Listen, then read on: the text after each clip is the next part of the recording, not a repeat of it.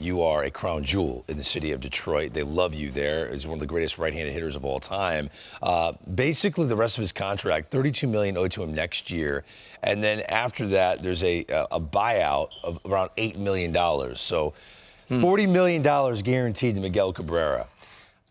If he's not feeling well and they can work out a deal, is there a chance this could be the end of the road for Miguel Cabrera? Oh, absolutely. I mean, he's been really banged up for the last 3 seasons. And you can see the decline. He knows that. But I think here also, you got to understand, they can work out a deal, but also there's insurance involved. You know, they insure those contracts. It's not like it's not. And so, yeah, I think this is the end of the road. You know what, to me, I guess what strikes me, Greg, is you take for granted early on in your career when you're young and you feel good and your legs feel good and your back and your knees and everything.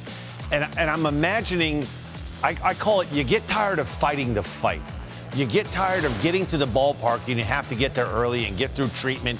And you can't enjoy the game of baseball like you did early on in your career. But most guys that play in their late 30s, late 40s have to deal with this. But it takes the fun out of it.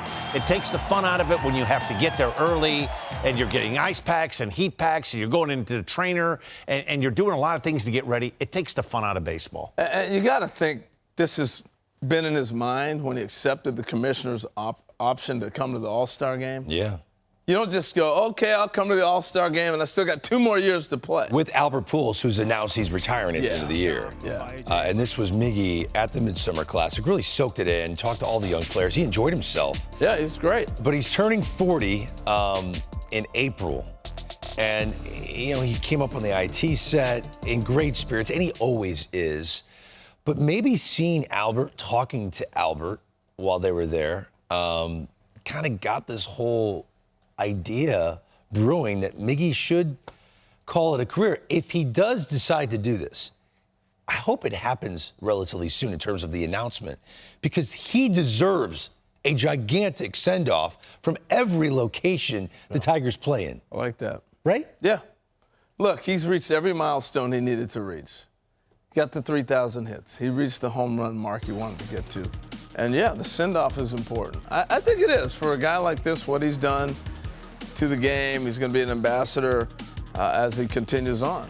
So, I remember his rookie year in 2003. I was with the Philadelphia Phillies, and it was just amazing to watch this young guy, a teenager, hitting in the middle part of the order. And I remember seeing Ozzie Guillen. And I remember Ozzie Guillen said to me, now I know a lot of coaches, they say crazy things about young players, but Ozzie Guillen, who knows talent, said to me, this kid is special. He's a middle of the order bat. He's eventually going to hit for a lot of power. This guy is like, he's got a chance to be like one of the real good ones. And when he told me that, I really started to pay attention to his career. So many parallels to he and Albert Pujols. They hit for power. They hit for average. They drove in runs. They could do a lot of different things. A lot of people forget he was a decent third baseman when he was called up to the big leagues.